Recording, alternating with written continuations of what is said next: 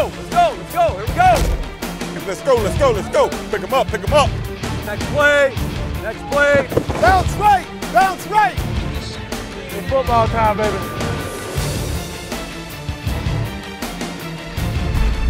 Let's go. Let's go. Let's go. Let's go. Here we go. Welcome to Miami Dolphins All Access Training Camp Preview. Hi everybody and welcome to Miami Dolphins All Access, a preview of Training Camp 2013. With John Congemi, I'm Jesse Agler.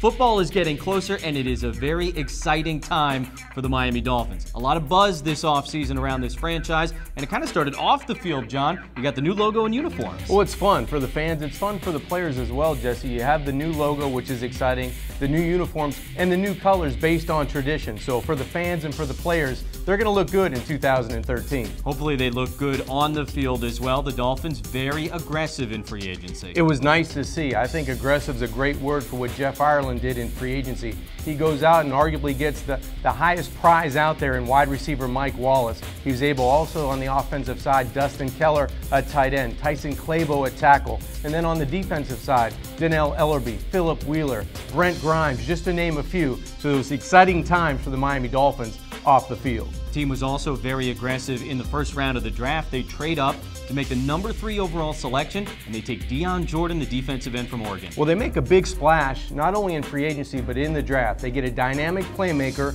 on the defensive side of the football, and I know that's going to make defensive coordinator Kevin Coyle happy because turnovers are the theme on the defensive side of the football. No doubt general manager Jeff Ireland has been keeping very, very busy these last couple of months, but he was nice enough to take a few minutes to sit down with me, talk about what he's done to make this team better, as well as some of the big-time position battles coming up during camp. You have some preconceived ideas about going into training camp, who's going to win this, who's going to win that, but really it's a competition, it's a battle. And when you got young players, competing for some positions, you've got some guys coming off injury, anything can happen. The good thing about it is we've got a bunch of great kids that love football, that should, present themselves a good position, a good opportunity to win jobs. So we'll see how it goes.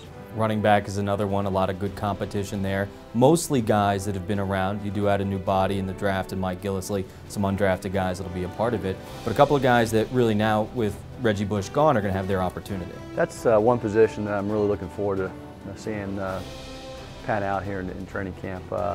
Lamar Miller's got the skill set that we all look for. He's big, he's explosive, he's got great hands, he can kind of do it all. You got Daniel Thomas, who I thought had an exceptional season last year before he got hurt and before he got dinged up a little bit. He runs with so much power and decisiveness when he gets the ball and he goes downhill. You got Mike Gillislee that we drafted there in the 5th round that had a great senior year there at Florida. And so that's a position battle that everybody's looking for, a role on the football team, whether it be first, second down, or third down, and then there's going to be some guys that need to play on 4th down as well. 2013 going to be very different at quarterback than 2012. This time last year, a lot of unknowns at that position. Now going forward, we know that it's Ryan Tannehill's team. It's Ryan Tannehill's position. What kind of leap forward do you expect him to make in year 2? You really want to see development in every area. You want to see development in leadership. You want to see development in his ball accuracy. You want to see development in basically every phase of the quarterback position. How does he lead his team? How does he get him going? How does he motivate? How does he get the ball out of his hand? How does the tempo increase and speed up as he runs the offense and gets more acquainted with his teammates? And so it's really pretty much every phase. I mean, I think that's where the development comes. He's got now 35 starts under his belt, college and pro football, and I think that's generally when they start really making big strides. We often talk about development when we're discussing players, but for coaches too, they go through that, and now the second year for Joe Philbin, the second year for this staff, that continuity is really important also, isn't it? Familiarity, continuity, like you said, is extremely important. Joe putting together his staff last year, getting to know each of them individually and what he expects from them and how they call games. Kevin Coyle hasn't been coordinator in the NFL, and him having his first year under his belt, I thought he did a very good job. He's going to, have some new wrinkles and feel comfortable throwing out the new wrinkles. Mike Sherman, obviously a seasoned vet, running the offense. So it's, I'm glad to see the continuity is back. I think that brings a lot of comfort with our players as well. Hopefully, there's been a lot of great chemistry with our coaching staff. Hopefully that chemistry can can continue on the football field as well. Coming up after the break, Jesse sits down with Miami Dolphins second-year head coach Joe Philbin to discuss this year's training camp and the upcoming 2013 season. All that and more when Miami Dolphins All Access returns. Go, let's go. Here we go. Set, hit. Welcome back to Miami Dolphins All Access. Last year was Joe Philbin's first year as a head coach at any level, and he led the Miami Dolphins to a 7-9 record. Everybody's expectations are raised in 2013, including the coaches. And recently, we got an opportunity to sit down with Joe Philbin to talk to him about the biggest difference going from year 1 to year 2. Well, you know what to expect a little bit more. Obviously, we've been around these guys. There's a lot of transition in the National Football League, but there's a fairly substantial number of guys who have been in the program. They know how we like to do our business, so to speak, so it's been nice to have those guys around. But obviously now we're in a process of indoctrinating all the new guys, and every year, as I said, there's a lot of turnover on NFL rosters, and so we're trying to build that chemistry and getting the new guys caught up to speed.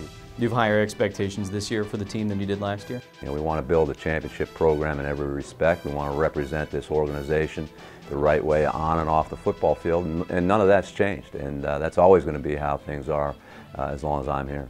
Some things not changing. Both of your coordinators coming back on each side of the ball. It's got to be a huge help for the players that are returning.